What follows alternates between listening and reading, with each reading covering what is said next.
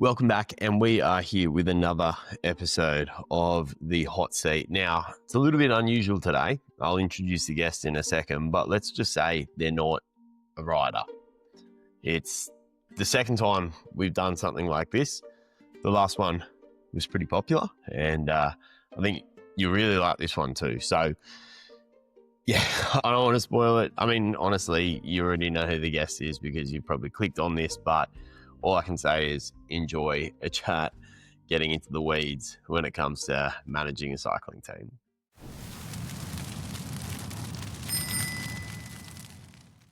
We don't have well, I guess technically you are an ex-rider, but we have a team owner today, which this is our second one, and it's Jonathan Vaughters. So, mate, how you doing? I think you're in New York at the moment, or in the US? No, I'm in the U.S. Yeah, but I'm back home in Colorado. So yeah, beautiful. I just got back in last night. It must be freezing in Colorado this time of year. Yeah, it's pretty cold. Although we've had a pretty mild fall, but yeah, today's cold. It's like -2 right now outside. Nice and sunny though. Yeah, chalk and cheese. We had 8th of December now, and we've already hit 38 degrees, I think, where I live, and that's Celsius. So I don't know what that is Fahrenheit. I don't know the conversion, but yeah, it is funny. You do these interviews, and obviously most of the people I'm speaking to are over in Europe or in America. They're all rugged up with beanies on and stuff, and I'm trying to find the least amount of clothing that I can decently wear on a podcast interview. Let's start off light then, and let's go over the EF season for 2025. How would you rate the season? I mean, I would say we hit all of our objectives on the head, and produced a lot of really high quality performances. That's the upside. The downside, I would say, is that, and this is the men's team that I'm speaking about right now. Although it's somewhat true in the women's side too. Obviously, a lot of high quality performances on that side as well. The downside is, in sort of your run of the mill, UCI 1.1, 2.1, 1 Pro type races. But I don't know, just somehow the fact that we were able to hit the high notes so effectively really kind of killed us in the smaller races. Like, I don't know if it was, what the issue was there, but I mean, we have a lot of young riders. I mean, we're the youngest World Tour team by quite a ways, actually, on average age. So, they were maybe like not quite ready to step up just yet, or, and some of the older guys were maybe just not super motivated because we do put such an intense emphasis on the really big races. So we underperformed in the smaller events. So I'd say, I mean, to me, like in the big races for the size team we are, the big races, I give us a 10 out of 10. The smaller races, I give us like a 5 out of 10. Yeah. Well, I mean, a quick look at your PCS page, and it actually looks really positive. So you've got Naomi Rug winning the first race of the season in Tour Down Under. You've got Powers winning Dwysdor Vlaanderen against that entire Visma train. Carapaz third in the Giro, a Tour de France stage, and a top 10 for Ben Healy. And then Magdalene Valliere scoring the world champions jersey at the end of the season. Yeah. What do you think is the highlight then of the season? What is, if you could take any of them and that's all it is, what's the highlight? Well, it's funny. I just actually did a presentation of the riders on this. So, and you're going to find this funny, but so from a strictly media equivalency valuation standpoint, as per done by Nielsen and Associates, our most valuable day of racing the entire year that produced almost like 9 million in value for all of our sponsors in one day, which ad equivalency it's a bit of a loose art, but it's essentially saying if you had to go out into the marketplace and buy this advertising, how much would you have to spend in order to get the same thing done as, this team being broadcast or whatever. Anyway, that was stage 20 of the Tour de France with Harry Sweeney not winning. Really? But he was out. I mean, he was out front in the winning breakaway. Caden Groves eventually won. Yep. I think Harry ended up sixth or something on the day. But anyway, but it was kind of funny when we went through it. We're like, wait, that was more valuable than Ben Healy in stage 6, and or being in yellow on Bastille Day. Yeah. That's insane. Yeah, that's what the numbers said. But it's funny. There's a couple little factors in there. One, Saturday, the yellow jersey, or actually any jersey in the Tour de France, doesn't always benefit you. Like a lot of times, because ASO covers those jerseys pretty thoroughly with their sponsors, your sponsors kind of get diminished and pushed off the table a bit. So yeah, it doesn't always benefit you from a publicity standpoint to be in the yellow jersey, which is odd but true, or from a media valuation standpoint. But the other part was that, Ben, since he's like Mr. Little Aerodynamic Gremlin, loves pinning his numbers like over the ass logo.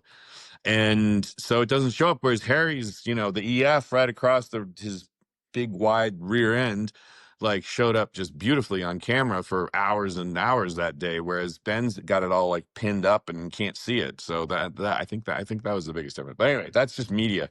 What do I think our biggest day? I mean, to me, I would say personally, it's Mags winning the world championship, but she did that for Canada, not for EF. So I don't know how I'm supposed to feel about that. But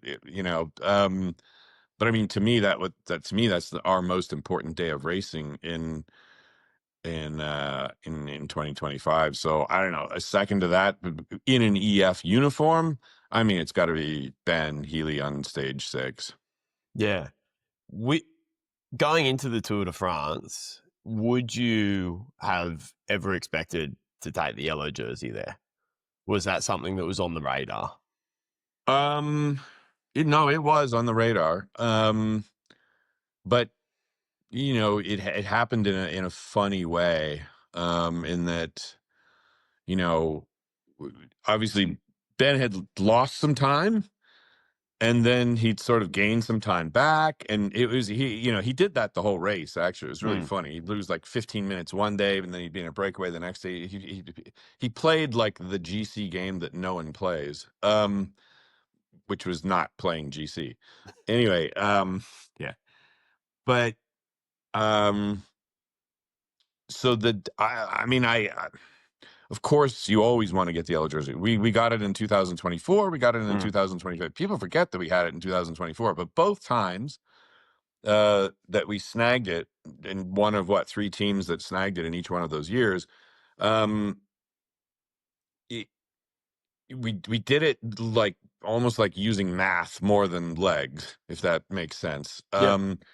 So, in 2024, we just knew that, like, due to the countback rule, that if there was a tiebreaker, that, Richie just sort of needed to do like okay in a field sprint, and we'd get the jersey that way. That was kind of fun, because that was just, no one else was really even understanding that.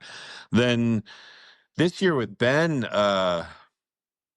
so we knew he was close enough, it might be a possibility. But that day, and I don't know if you remember it, but there were some very narrow climbs really early in the race. I mean, the whole day was lumpy, very lumpy, but there were some run-ins into the bottom of these climbs that were like super narrow roads and just like boom straight up. And we knew that like there was going to be a good chance of a really large breakaway going that day, because it was situationally set up correctly. Like if UAE still wanted to keep like, their bigger guys around, like Niels Pollitt and whatnot, that they were not going to be able to just like accelerate into the bottom of those climbs. And, so we were like, okay, if we just position as many of our guys in the front into the bottom of these little narrow bottleneck climbs, and then just hit the gas, UAE is not going to control that to the degree that they have in the other stages. And so that's exactly what we did. Put 4 people into the breakaway. So it was Harry, Nielsen, Alex Badan, and Ben. And then we kind of just like, we were the most represented in that breakaway. It was definitely a day that the breakaway was going to win the stage. We knew that, but we kind of just played normal, played like we were going to just go for another stage win, until 60K to go. And this is one of the rare days that I was actually in the car. I was in the front car following the breakaway, not in car one behind the peloton. And basically it was like, okay, what are we doing? Are we going all in on yellow, or are we going to try to win the stage? Because I mean, honestly, with the form Ben had, I think he would have won that stage quite handily had he gone in on the stage. I mean, he still finished third, even though.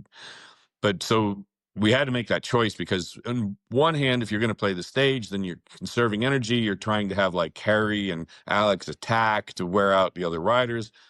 Whereas going all in the yellow jersey was like, we just have to drag this group as fast as we possibly can to see if we can get just enough time. And then eventually Ben's going to be isolated, and then he's going to just have to like not look back and have 5 guys on his wheel and, go to the line.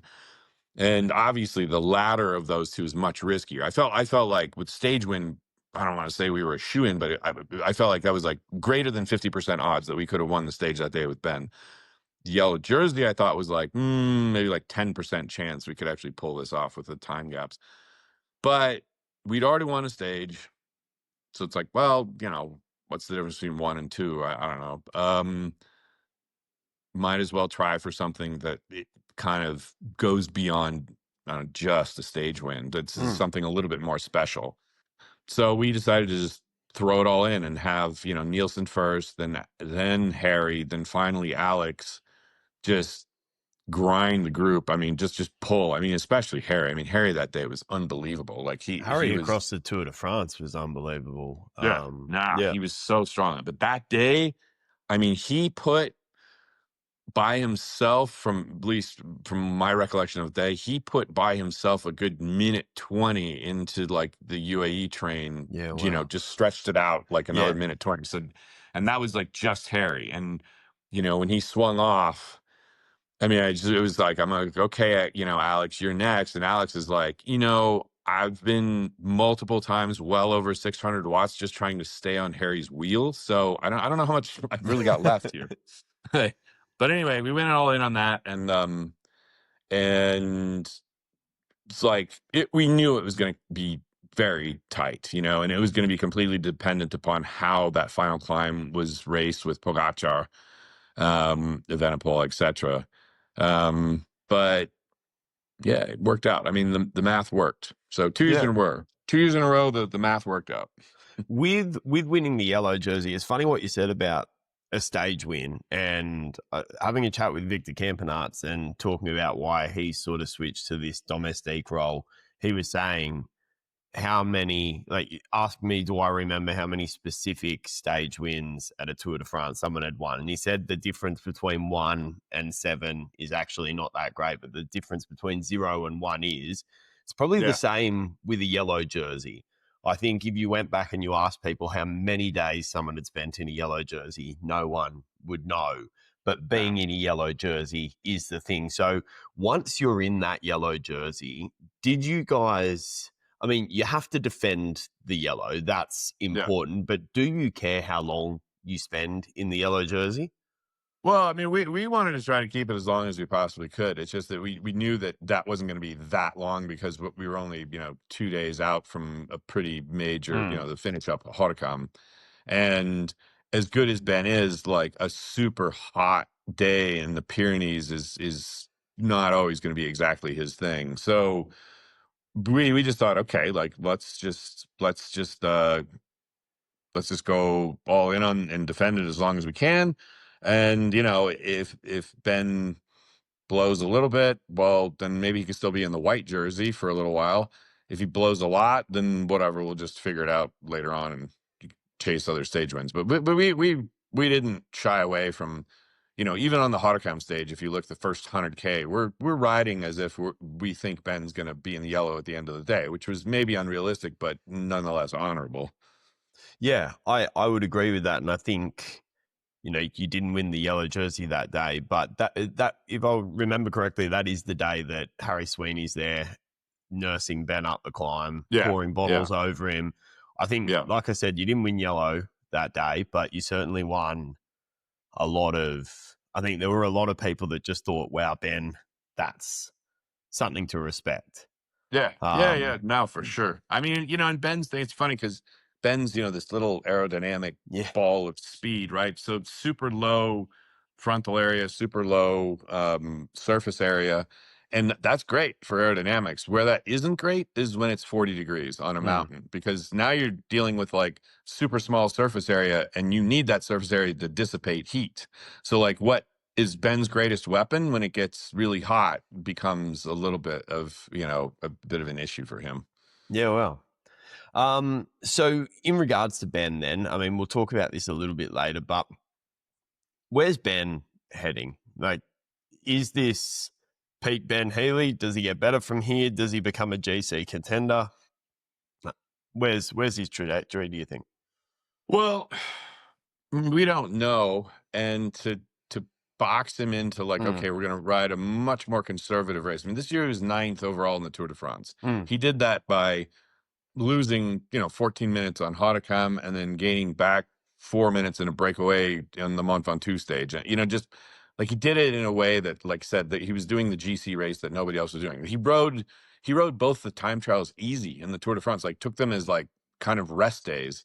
Well, you don't do that if you're really riding GC, Yeah. But like at the same point in time, it would rest him up. And then like 2 days later, he'd be in a breakaway and he'd get 5 minutes. Well, you're never going to get 5 minutes in the time trial. So I don't know. It was an interesting way to ride the race. To take that away from him and say, no, we're going to put 7 guys around you.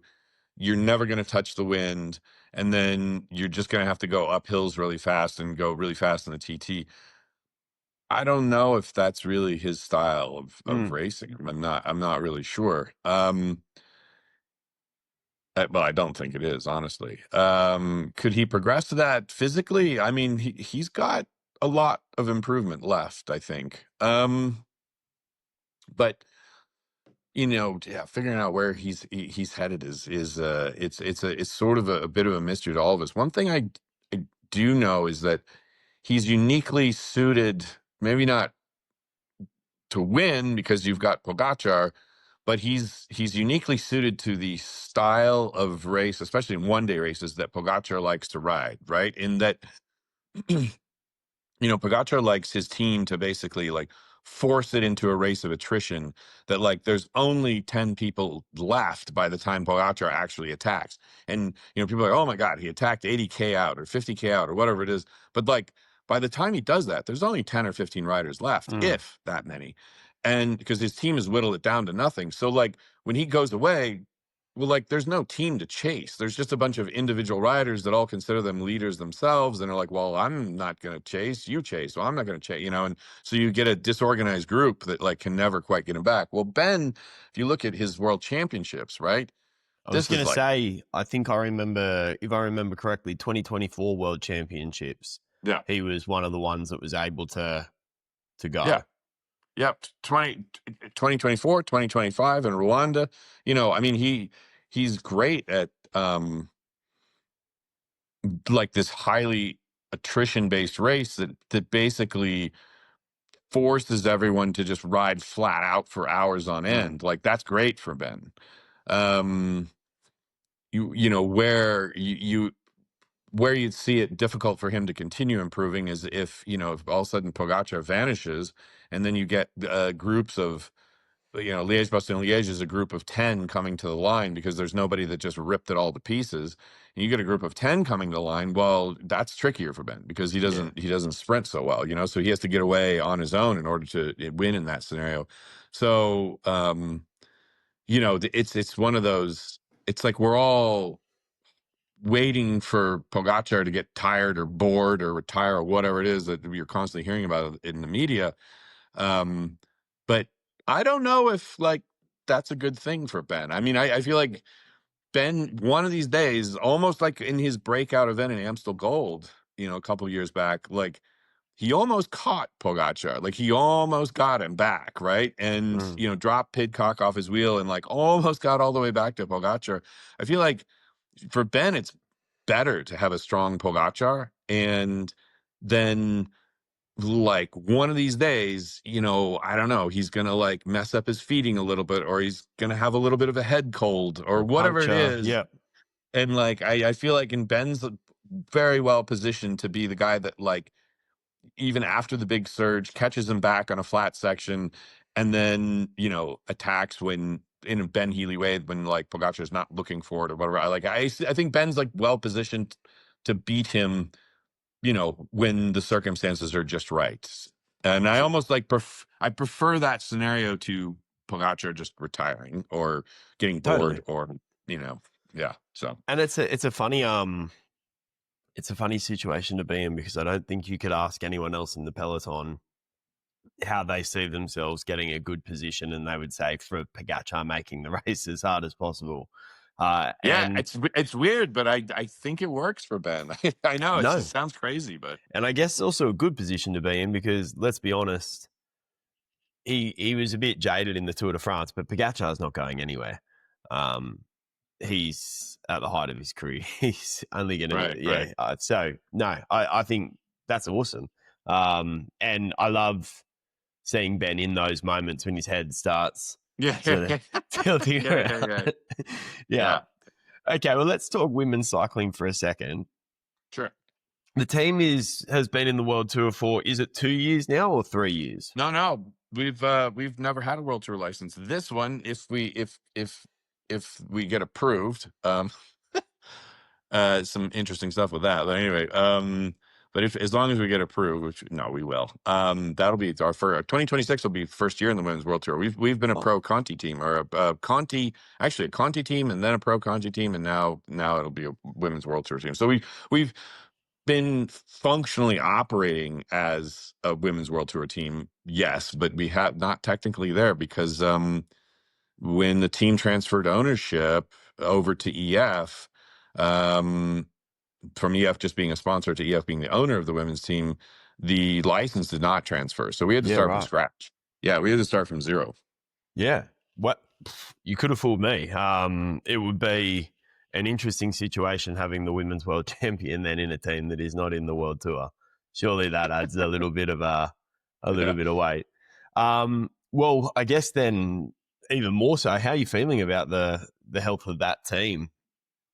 Oh, I mean, I think, well, I love our women's team, but what I love about it is that we were able to like build it from scratch very quickly, and that we're competing with the best teams out there very quickly. And sort of like, whoa, like you said, you're not a Women's World Tour team yet. And, but I think the basic reason for that is that when we decided to do a women's team, I remember having this discussion with Mia Norman, who's sort of like, I don't know, in the EF ownership relationship, she represents like the EF side of things, and I represent the team side of things of that. But anyway, having this discussion with her, and I said, listen, if we're going to do this, like if we're going to like own a women's team, start up a women's team from scratch, and go all in on this, I said, we have to dedicate ourselves to a philosophy that the resources are going to be the same across the board. That it's not going to be like the women's team operates over here and the men's team operates over here. And I said, no, I want all of the soigneurs, all of the mechanics, all the staff it just all like cross compatible. Like nobody should be saying, I don't want to work a women's race, or nobody should be, or I don't want to work a men's race, or like, everyone needs to be like, we need to think of this as one team from a resources standpoint, from, coaching standpoint, et cetera, et cetera. It's one team. And that philosophy, I think, just leapfrogged us over the top of quite a few women's teams just almost instantly, because we were just an open book about everything. We didn't try to sort of push it off to the side and say, oh, we're just doing this to like as a box ticking exercise to help women's sports. That we just like went all in on it. And so I'm exceptionally proud of that. I'm exceptionally proud of what they've accomplished, but I'm also I like the way that we went about it and that it actually worked. Yeah. And you've bought well as well. You've got, at the moment, you've got the world champion, the reigning Olympic road world champion. I'm not sure at the moment, but is Kristen Faulkner still the women's US world champion as well? Yeah. Yep. Well, not the women's world. I know the US, we like to think of ourselves as the world champions of everything, but like in American football, it's the world champion. I don't know if any other country was actually playing. No, so it's 4:30 in the morning, national not the world champion, national champion. Champion. Yeah. Obviously a very good team, but you've had Sarah Roy and Alison Jackson leave the team this year. Yep. How does that impact the overall structure? Are they easy, difficult riders to replace, I'd assume? How's that impact the structure? Well, Ezra, my counterpart that is the GM of the women's team, Ezra Trump, not related to Donald Trump. Anyway, she is I love her to death, but man, she's ruthless as a team manager when it comes to we have to move forward. We have to hire younger riders. We have to the future of the team is this way, not that way. And so, she made some really hard choices. I mean, listen, losing Alison Jackson, I feel like from a media standpoint, that's a big loss. I mean, obviously from a rider strength standpoint, that's a big loss, but I kind of had to because I'm the one in charge of the marketing and the brand image and everything else, and I'm thinking to myself oof, that one's gonna sting, losing Alison.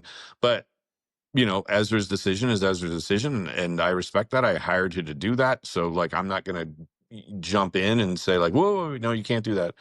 I think the young women that she has brought in are very impressive. I mean, I get this feeling remember this name, Stina Kagevi. She's I'm not pronouncing it right because it's Swedish, but it's Stina. It's Kagevi. Anyway, that's gonna be somebody that nobody's heard of just yet, super young, and is gonna do a big year next year. And she's she's assigning for 2026 because I'm on the team list at the moment. She's 2026. Sorry, I thought we announced her. If we didn't, you heard it here first. Honestly, on the website, Alison Jackson's still on here, so I think maybe the website. Oh, this is on the UCI website. It's probably not updated. And ours we probably haven't updated because of an issue that something that you want to talk about later is that we're not putting any photographs of any riders or anything out until January 1st because of changing clothing sponsors, and we were announcing that January 1st, so we kind of have to do it all at once, we can't piecemeal it. No, totally. Okay. So then what I want to ask you about is the financial viability of women's cycling then. So a lot of people have said this at the moment, it's in the zeitgeist. The model around cycling is unsustainable. We've got a cycling funding model, I guess, that is a relic of the past before we had equipment changes and all the rising costs of cycling. Wout van Aert has come out and said he's happy with some changes to the cycling model to make it, I guess, more financially viable. I mean, of course he is, because you went to the US and you went to an NBA game and you watched it and said what the hell? We are in the Stone Ages when it comes to, I mean, if you go to any American professional sports league game, you're going to realize real quick that bike racing has a long way to go when it comes to commercial models. Yeah, well, I mean, something you've talked about that I want to pick your brain about in a sec is franchise models as well. But I'm assuming that you are in favor of this then. You're in favor of some changes to the way that cycling operates to make it... Well, putting aside, the sustainability of women's cycling for a minute, it's more just cycling. I mean, women's cycling, I viewed some figures, that show that, the top women's teams are producing around sort of 20 million in media value for their sponsors per year. So considering that their costs on order of 6-7 million, they're producing 3x return for their sponsors on an advertising standpoint. So that's good. That's very similar to men's. That's a very similar ratio to men's cycling. So I think we're getting there from an exposure standpoint.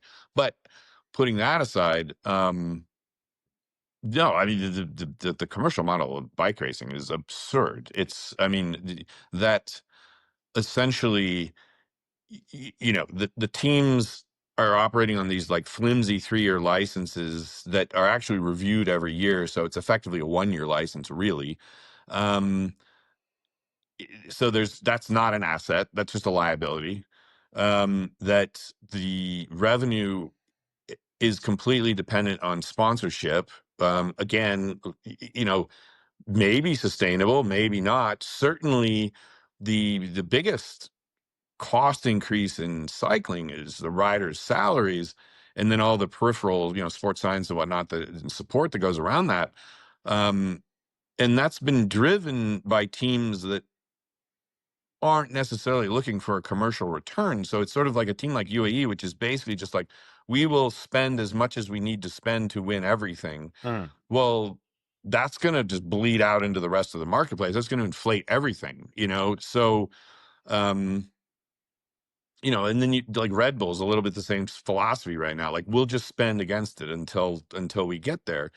And while that's good for them, it raises the cost of sponsoring a winning team, a team that can win big things, to the point where sponsorships in cycling they're, I mean, not total budgets, but sponsorships. Remember, there's a big difference between total budgets. We're just as expensive as F1. We're just as expensive as, as European football, as a lot of American sports, because those sports are operating on a principle of the core revenue is the media rights revenue, and then additionally merchandising and additionally ticket sales. Sponsorship is just the frosting on the cake, right? That's just, so I mean, a $30-40 million sponsorship in F1, that's a big deal. But you can't run an F1 team on 30-40 million. You can run a cycling team on that, but they're not trying to run an F1 team on 30-40 million. They're trying to run it on 500 million. The 30-40 million is just sort of a nice, like I said, frosting on the cake. Yeah. But when we go to market, and trying to sell sponsorship, we're going up at the same price point as some real heavy hitter sports. And the reason we're having to do that is that we're trying to float the entire ship on just sponsorship, because these other sources of revenue don't exist, aren't successful, haven't been, pulled together and collated in uniform fashion. We don't have collective merchandising. The teams do not receive anything from media rights, and then of course, when I'm saying the 1 and 3 year license, the problem there is that there's no equity value in the organization. Like a franchise where, in the US, an NFL team, while not every NFL team gets to go to the playoffs, not every NFL team goes to the Super Bowl, if you finish last in the league, you're still an NFL team. You don't get booted out by some random other city. Like, as soon as, you finished last, sorry, you're out of here. Because if that were the case, the equity value that people invest against, like when you hear the Denver Broncos bought by the Walton family, they're investing in an asset that they feel like 10 years from now, 20 years from now, whatever, they're going to sell it for more than what they bought it for. In cycling, there is no asset, because the license is effectively 1 year. So what are you buying? Like 1 year of, that's a donation. That's not an investment. And so, your 3 things that have to change in cycling: the revenue model has to change. That's tricky because all the media rights, essentially ASO owns all the media rights, or at least the valuable ones. I mean, we could split with Flanders or RCS all day long, and those companies would be more willing to split with the team, but those aren't going to sustain the teams to the degree of cost inflation that we've reached at this point. Anyway, it's only the ASO media rights, which, I mean, that's, whatever that's not happening anytime soon. That battle's been going on for 30 years and it hasn't moved an inch. So then, okay, let's throw that out for a minute. So then what are the last 2 things you need to do to make it better? You need to have organizations that have an underlying asset value, meaning if you purchase this team or that, you purchase Visma, maybe it's not called Visma, you're purchasing the underlying holding company, or Argyle Sports, you purchase Argyle Sports, like that, okay, I'm purchasing in. There are only 18 teams that do this at this level, and I'm buying one of them.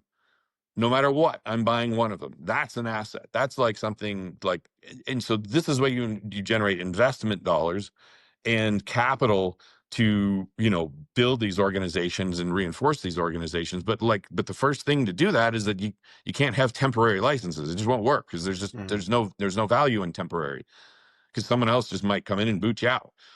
And then the last, is cost control. And we can call it all kinds of things. We can call it salary caps. We can call it budget caps. We can call it this, that, or the other thing. But ultimately, in order to make the sport more attractive to a broader group of sponsors and more competitive with sports like F1 and tennis and football, we've got to get the cost and the price of those sponsorships to a more reasonable level. I mean, and this is, 15 years ago, if you went to a company and said, I'd like a $15 million sponsorship for professional cycling, you can be the first name. And they would say, okay, great. Can we win the Tour de France? You say, well, I don't know that we will, but at that level, if you sign up for 5-6 years, like, we can give it a damn good shot. If you go to a sponsor now, and we'll say inflation adjusted 15 million, so let's call it 19 million or whatever it is, and say, okay, thank you for being our lead title sponsor. And they say, okay, so can we win the Tour de France? The answer now is no. Yeah. No, sorry, you're going to have to double it in order to get there. And that's a problem. That's not, and it's, and people say, well, that's a problem for you, or that's a problem for the smaller teams. No, it's actually, eventually it becomes a problem for everyone, because the more $15 to $20 million sponsorships that you're essentially turning away from the sport because they don't see value at that level, you're making the sport less attractive all the way through. And that eventually shrinks everything, and so then maybe you've still got your Red Bull and UAE that are just, spending on tons and tons, right? But then, okay, so you have two teams that are actually competitive and everyone else is just along for the ride. That's not going to be very exciting for fans. I mean, ultimately, the point behind, if you look at the success of sports that have salary caps, budget caps, financial fairness versus sports that don't, in the US, equity value, asset value in the NFL, since they introduced salary caps, went straight up. MLB, pretty flat. Well, why is that? And average franchise value. Why is that? Why is Major League Baseball not keeping up football? And here's why. Because in Major League Baseball, essentially, there are 5 or 6 teams that can win the World Series every year, and that doesn't really change. It's the Dodgers, it's the Yankees, major market, large city, big budget. You can make it to the World Series. In American football, it's, they're all starting exactly the same, right? So if you're a small market team, a big market team, you got a shot at winning the Super Bowl. Maybe not this year because your team's in a rebuilding year or whatever it is, but within a 10-year period, your team that you cheer for, that you're loyal to, is going to have a shot at winning the Super Bowl. And what that does is that engages more fans. So now in baseball, it's if you live in Los Angeles or live in New York, you might be a baseball fan. If you live in Denver, I'm sorry, the Colorado Rockies, sorry, Rockies, you guys suck. And it's actually not your fault, because your ownership isn't spending against it. So the Rockies aren't going to go to the World Series. I don't even think about that. So do I show up to Rockies games? No, not really. Am I a Rockies fan? No, not really. So then same thing happens in cycling, is eventually, these teams that are still spending big money, right? Even at the bottom of the World Tour, you're still dealing with 25-30 million all in US dollars. And their fans are just well, yeah, but but you're not going to win the Tour, and you're not going to win a monument, and and so you're actually shrinking the fan base in cycling and devaluing the teams.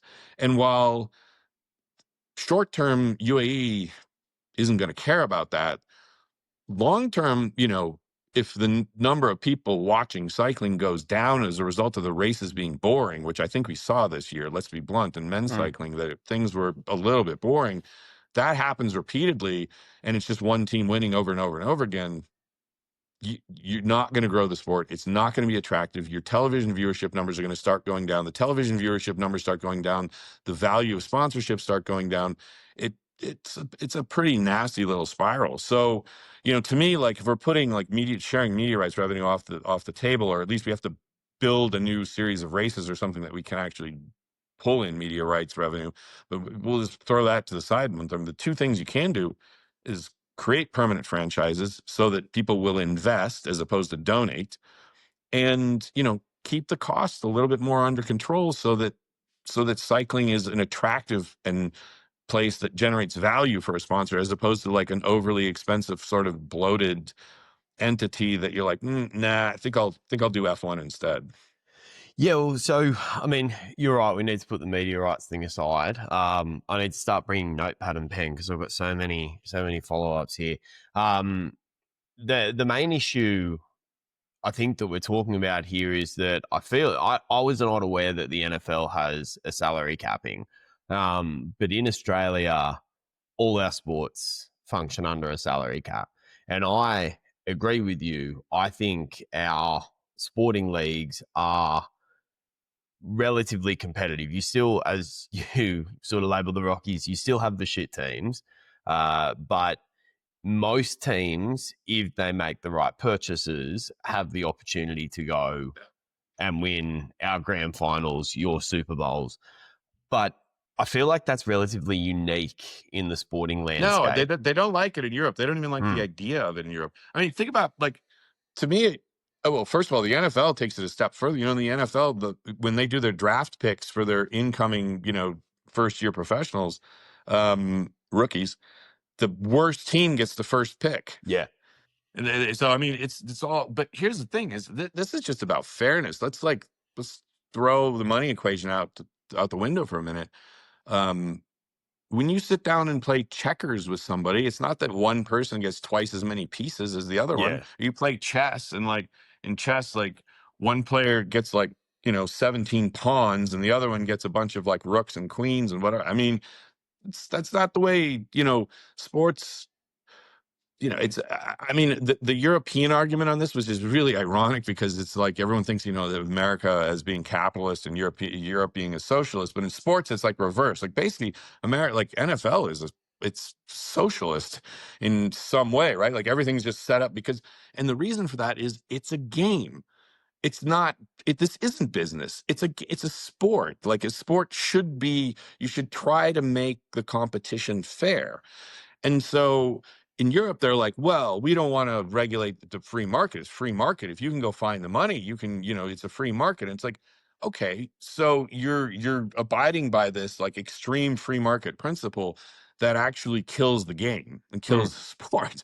Like, I'm sorry, but ultimately being a little bit more Machiavellian, maybe a little bit more capitalistic, I would just say, no, the first thing we have to think of is like, it is not team versus team. It is not UCI versus teams or ASO. No, like first thing that needs to happen in cycling is we need to realize that our competition isn't one another. It is on the road, and it should be on the road, and it should be limited to on the road. In boardrooms around the world, in the business settings, in creating commercial value, we should function as one business. The NFL, the National Football League in the US, that is one business. Each of those teams is a franchise of that business. But football is one, it's a business. And, until cycling gets to that point, it's hard to, it's bluntly, it's very hard to explain to people that don't understand the sport. They'll just say, well, wait a minute, but then, but where's the league? And I'm like, well, there's not really one. And, oh, you've got this governing body. Well, are they really looking out for the commercial interests of the teams? Yeah. No, they're not. They're like, I mean, not at all. I mean, the UCI actually pushes against the commercial interests of the teams, tries to hurt the commercial interest of the team, essentially. Like the UCI is competitive with the teams. And, so it's and we've got to get to the point that it's like, we just realized, hey, our biggest competition out there is shows on Broadway and reruns of Gunsmoke and any form of entertainment, other sports, obviously other sports, F1, tennis, etc. Like, that's our competition from the business standpoint. And we need to stop looking at it as like, well, we just want to keep free market competition going amongst the teams. Yeah, but so the teams like cannibalize each other and slowly like rip apart the business model of each other. Like, no, we've got to look at it holistically and say, no, the teams need to stick together and go after other sports and go after audiences that are interested in other forms of entertainment. That's what we need to be doing. I don't know whether you've spoken to him, but I feel like you and Bas Tiedemer need to sit down and have a chat if you haven't. He and you have very similar philosophies about how to go about changing cycling. I've had a chat with him. He wants franchises similar as you. That's what they're trying to do with the Rockets. And just a lot of the things that you said there are very aligned with what he's thinking. So, I'd be interested to get you two in a room and just see what you think. The only other thing that I guess the only other door I want to push on there is, has the chook, is it the hens left the hen house there? Like, you've got nation states like UAE, you're saying, sponsor revenue will drop overall, but when you're backed by a nation state that you've even confessed doesn't really care about cycling per se, it's the image that being aligned with cycling gives them. So they're not looking for an ROI like EF would be looking for an ROI. At the end of the day, providing Tadej Pogacar's winning, they're not so focused on it. So I guess the first question I would have is, how do you get that buy-in when when UAE and Red Bull are able to buy that success? How do you go to them, especially if the UCI is not willing to do it, and say, we all together need to, I guess, agree to level this playing field? I mean, it's very difficult. I mean, if I'm Mauro Gianetti in UAE, like, to me, salary caps are the worst idea ever. Yeah. Like, and he can cogently and eloquently put out an argument that says we don't want to limit new sponsorship dollars coming into cycling. Like, no, we should leave this open, and it's a land of opportunity, and which, like, okay, philosophically, I agree. It's just that pragmatically, again, it's a sport, it's a game. There have to be rules of the game, and there has to be, like, if the sport or the game is inherently unfair because of one aspect or another, if we want to say like that one team is doping and another team isn't, or another team has $50 million and another team doesn't, like, that is all inherently unfair. And I think people are, the reason that, like, doping is such a huge controversy is that people want fairness. That's the underlying reason. They want fairness in their sport. So it's kind of same. I mean, it's like, well, I understand that you want to keep it open, keep the market open, that new sponsor, if they want to come in for 100 million, great, that they can. I think from a pragmatic standpoint, it's not going to happen. And two, that you're basically creating a just a structurally unfair sport, which just isn't going to be attractive long term. I mean, it'll work for a little bit. I mean, UAE's probably getting great value, right now, and I'm sure Red Bull is too. They, love winning all the races, but, like, structurally long term, it won't work. I just don't think, Mauro would be, what, 10 years older than I am, I guess, about somewhere around there. So, like, I don't think he's thinking like, I want to make sure this sport is structurally great 20 years from now, so that, I think he's just like, I want to get like 3 more Tour de France wins for Tadej and go to the Maldives for the rest of my life. Yeah. And I mean, you bring up the elephant in the room in any conversation when we're talking about sponsors, when we're talking about can you win the Tour de France. Red Bull, with Pogacar, you struggle to see how Red Bull can justify the return on investment for riders like Evenepoel anyway. Is one of the major issues with cycling at the moment, for better or for worse, the fact that we have, and I don't think it's controversial to say, the most dominant rider across all forms of cycling, except like outside of, like within the road cycling sphere. Obviously, Pogačar is not doing track; he's not doing cyclocross at the moment. Is that one of the issues? Like, you put Tadej Pogačar on the start line of any Grand Tour, that jersey is pretty much spoken for.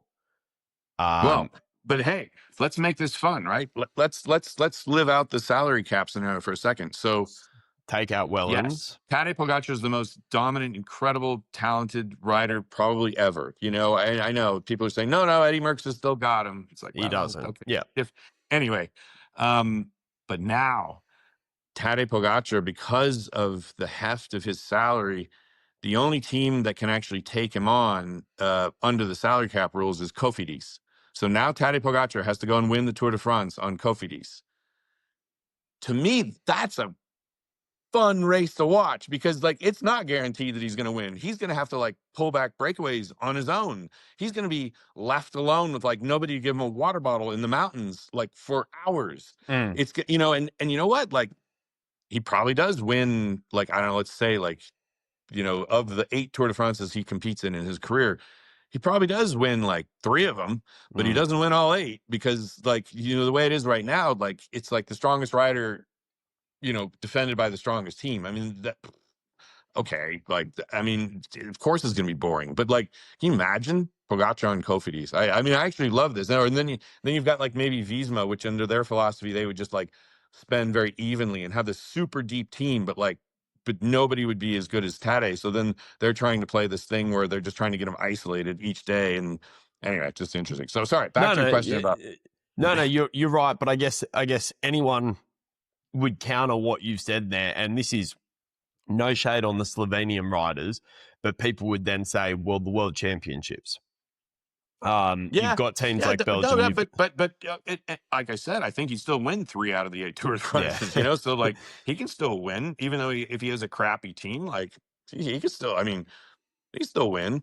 By the way, Slovenia wasn't so bad in the World Championships, but you know, also 1-day race, 3-week race, different kettle of fish when you're talking about team strength. You're right. I'm a bit distracted at the moment by just thinking of Tadej Pogačar riding for confidence, and it's just a very entertaining prospect.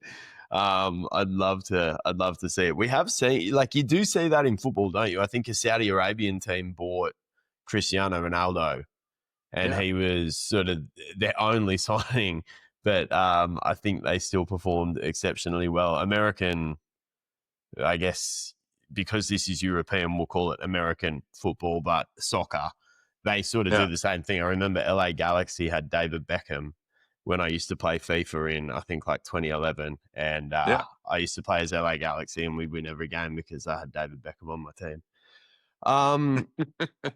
Last topic, I guess. I did want to talk about the Giro, but I just think with time, I think everyone wants to know Rapha.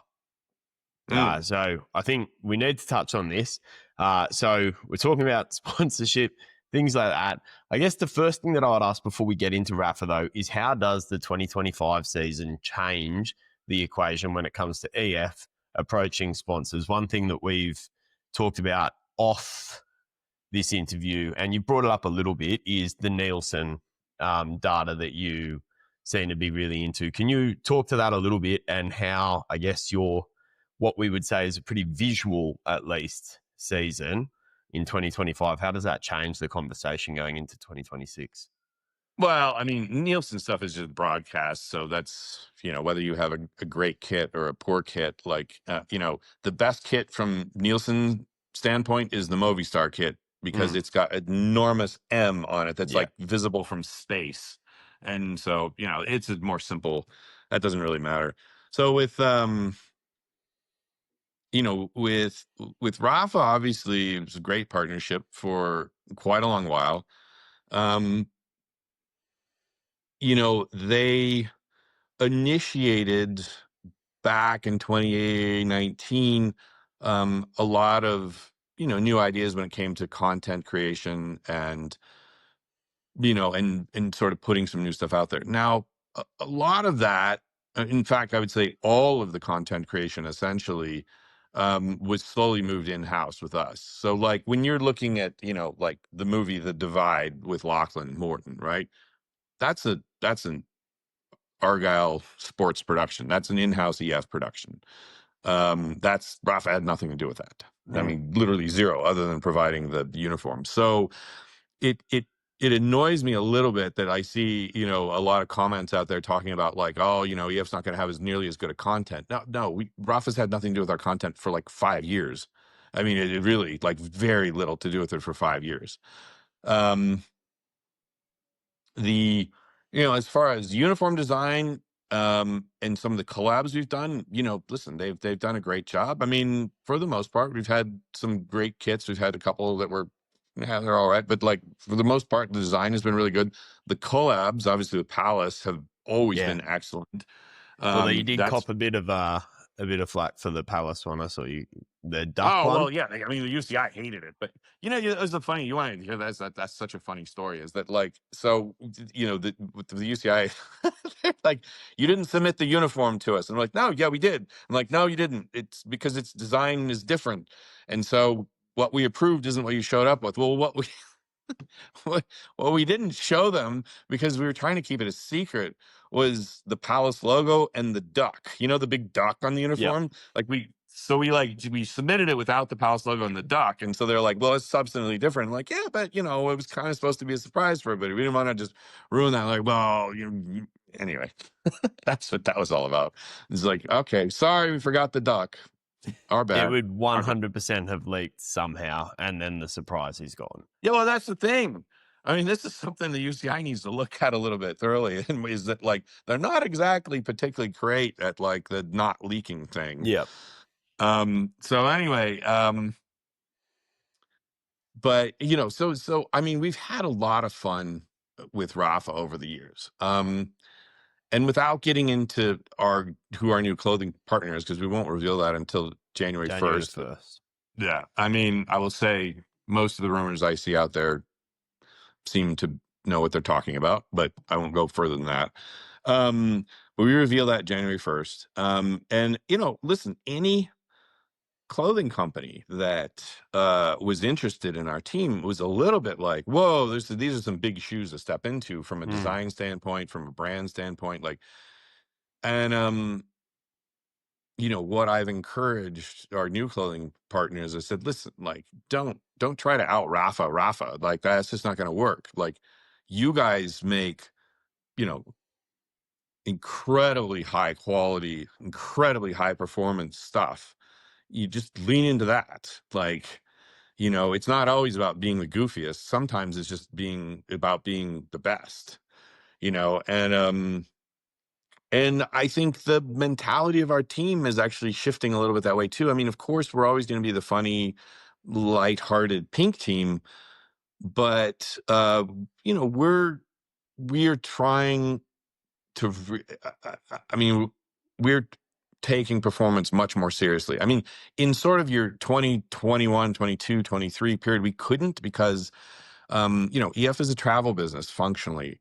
Travel was restricted. They had to swallow massive losses in 2020, 21, 22, so the team budget had to be pared down to the bare minimum. So we couldn't, we weren't out there like doing 90 hours in the wind tunnel, and we weren't hiring 27 different physiologists at whatever. But now we have the budget flexibility to really rebuild from an organizational standpoint and performance standpoint.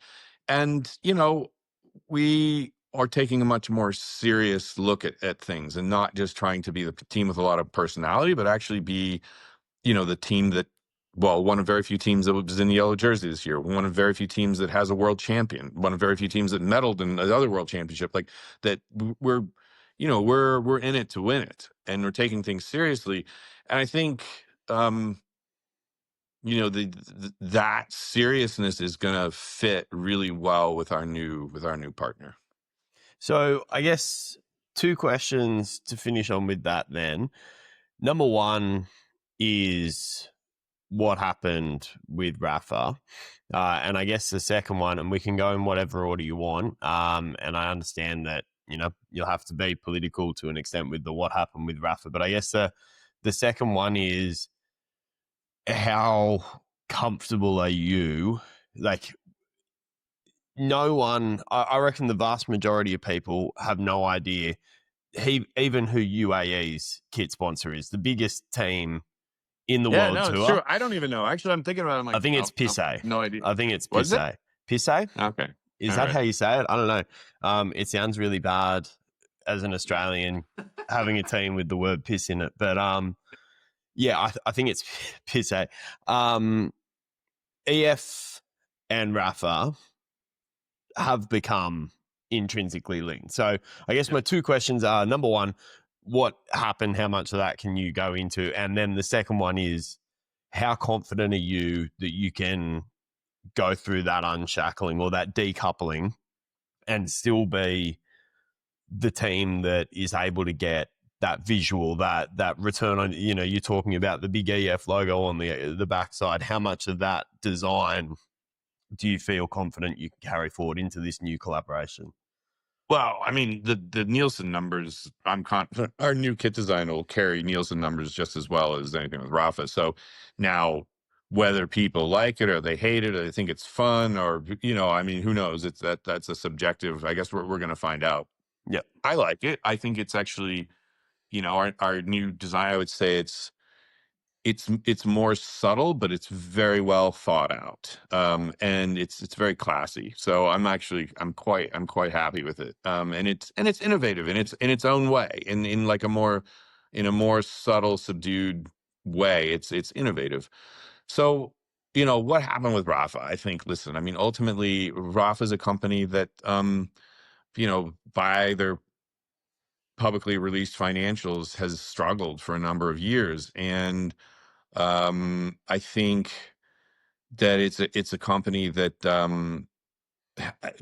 because of sort of constant cutbacks internally, that has struggled with like employee enthusiasm, and their employees are probably sitting around like kind of like, oh, I got to work on this cycling team and all my buddies just got fired, and I mean, I think that they're just having to rebuild that company. In a way that can get them back to profitability or at least to break even. And, for a time that just doesn't include the extra lift of a World Tour team. I mean, obviously it's expensive to sponsor a World Tour team, but beyond that, it's also, it's a lot of internal resource from an employee standpoint, from everyone in the company wanting to be enthusiastic. World Tour teams have very specific needs, i.e., we don't just do like one clothing order at the beginning of the year and then that's that. There's specific time trial suits. You need constant innovation from an aerodynamic standpoint, from a cooling standpoint, from a keeping warm standpoint. All this stuff just requires a constant churn of innovation. And when you're a business that's just kind of struggling to get its footing right financially again, having somebody like me calling you up going like, hey, we need a faster skin suit. It's like, I mean, I don't know. That'd be pretty annoying. I wouldn't want to hear that if I were somebody just trying to like get to basics right again, So I think they're just resetting as a company, and wanted that reset to just be sort of a clean start for them. So it's really as simple as that. And for us, I mean, of course, at first we were a little bit like, oh gosh, that's kind of upsetting or a bit of a bummer. But then quickly we realized, one, we're a really attractive team for people out in the industry from a sponsorship standpoint. And we're one of the few teams that like our lead sponsor, EF,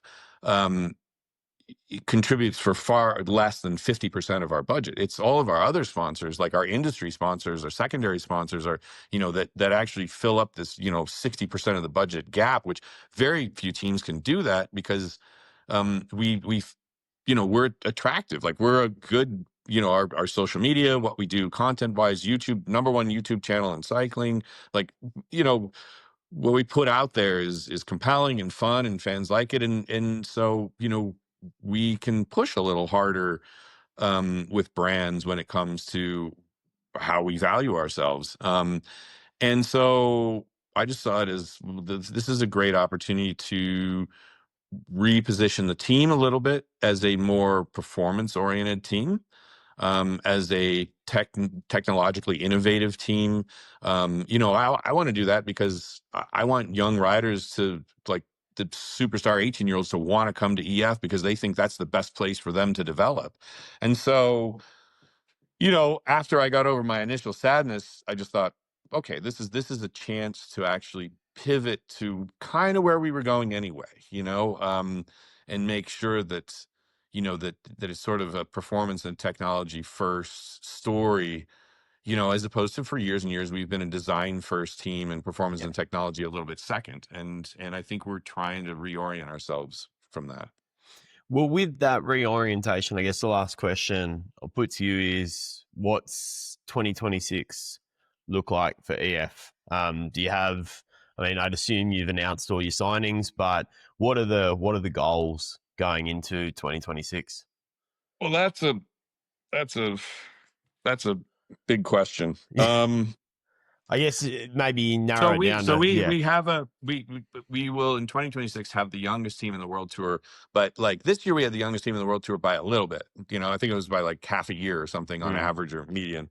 Next year is going to be by a lot, mainly because Rui Costa retired. But anyway, helps. Yeah. yeah, exactly. But anyway, no, we've got a lot of like really young riders, like Mattia Agostinacchio, who's junior world cyclocross champion, now European cyclocross U23 cyclocross champion as an 18-year-old. Before he was actually even a U23, he won. Anyway, that's an example. We've got a bunch of like really hot dog young kids, and we'll be the youngest team in the World Tour, I think, by, I'm guessing, about 2 years on average. So it's a gap. Now it's not just a little like mathematical thing. It's a gap. I think that's going to lead to some great performances, some real emotional wins that nobody expects. That's going to lead to some races that we're going to perform really well, or we're going to win, and people are going to go, where did that come from? And who is this rider? I don't even know their name. I think we're going to get a lot of that on the men's side and the women's side. Like I said, Stina Kagevi, remember the name. But it's also going to be inconsistent. Like we're not going to be a blue chip bet in any race we do, except for like, the classics that Ben has said he's totally focused on. Then I think we're kind of a blue chip bet. But like outside of those, we're just going to be a bit of a wild card all year long. And there'll be some big highs and some big valleys and bit of a roller coaster ride. So that's kind of how I predict it. What are our goals? Well, just to manage the roller coaster ride as best as possible. Like when things are going good, like, don't screw it up. Just keep going with momentum. One of the biggest things, I mean, this sounds like exactly the opposite of what most people think team managers tell their teams at like the beginning of the year camp. But what I told our team at the beginning of the year at our November camp is, listen, one of the key things you can do to keep this stable and to keep it churning is keep yourself healthy. And I'm like, listen, in the springtime, especially sort of the January through April period where, a team that has a lot of injuries and sicknesses, it just wipe you out. I said, guys, like, train an hour less and take a 1 hour more nap. I'm like, that is the best advice I can possibly give you. There's like, if you can just keep yourself healthy, it does not actually matter if you got in just a tiny bit more training, 2 more intervals on Thursday than you had planned or whatever. Like, just go home, eat some good food, go to sleep. That's the best thing we can be doing. And I think that hopefully they took that message on board. That's why I'm saying it to you here, because hopefully they'll watch this and they'll say, oh yeah, that's right, he did say that. If we can have a healthy team, because young riders tend to have bigger struggles with health and with injuries and whatnot. If we can have a healthy team, I think our young riders will outperform by a ways. So, I mean, my goal is to keep the team healthy. That's first and foremost. Specific goals, I mean, I want to be more consistent, but I just said we're not going to be more consistent. But like this year, I didn't like the fact that, like our three top riders from a point standpoint, Carapaz, Ben, and Nielsen, they're carrying like 50% of the points of the team. Like I really would like to see some of these other guys, like Harry. I want to see Harry win a bike race. This is a major objective for 2026 is to see Harry Sweeney win a bike race. But I just like to see like a lot of the people that we've put a lot of effort into developing to start to go to races, and they're going to be the races that Ben or Richard aren't at, so they aren't going to have to watch out to like win. I mean, we've got a great crew of sprinters. Noah Hobbs, best sprinter in the U23 ranks, and we've got some great guys to lead him out. I want to see us start winning sprint stages, but why I'm not being specific, why I'm not saying like we want to win Amstel Gold and et cetera, is because I think it's just an unpredictable group that we have, and I kind of have to just accept that and say, okay, this is going to be a little bit trickier to to say exactly what the goal is. I mean, listen, Tour de France, I can be more specific. I think it's a great route for Richard Carapaz from a GC standpoint because it's all back and loaded, and Richard is quite good at recovering. Like that's his strength, is day-to-day recovery. And I think it's a great race for Ben to win some stages and just do his Ben thing. So like in the Tour de France, they say, Ben and Richie, we want them full tilt and we want stage wins and we want a good GC performance and maybe yellow jersey. And hopefully maybe third year in a row we can win the most aggressive, award in the race. Like that's for the Tour de France, I can be a little bit more specific, but the rest of the year, we're going to take it we're going to be happy when it happens. Yeah. Well, best of luck with the Thank you. 2026. And look, mate, genuinely, thanks for taking the time for Sure. for meeting me. This has been a little while in the works, and I'm super stoked that we got it off the ground. So enjoy, I guess, the time at home and probably what's a bit of an off season for you. Yeah. This is pretty quiet until mid-January. It's pretty quiet. Yeah. Well, I'll be at the Tour Down Under, and I can't wait to see. Harry Sweeney win a bike race. Yeah, there we go. Harry Sweeney win a bike race. The women's world champion going around. It's going to be an exciting one. So, again, thank you very much, and I'll talk to you soon. All right, talk to you. All right. So there were some things that I wanted to get to in that interview. We didn't get a chance to talk about Carapaz and the Vuelta. Honestly, you don't often get to talk to an owner of a cycling team, I guess, about running the business of cycling. And I made the decision that I think it was better to continue to push on the door of changes in cycling and all of those kind of things that we spoke about, as opposed to trying to have a conversation about Richie Carapaz and the Vuelta a España, on the Giro d'Italia, when, I mean, it was really clear that Vaughters was pretty keen to talk about this kind of stuff. So, yeah, if you wanted to hear about his opinions on that, hopefully we get another EF rider on, hey, if Carapaz wants to come and hang out. I wouldn't hate it, but it just seemed the appropriate direction to take the interview. So hopefully you enjoyed it. And yeah, thanks guys for listening. Many more to come. Cheers.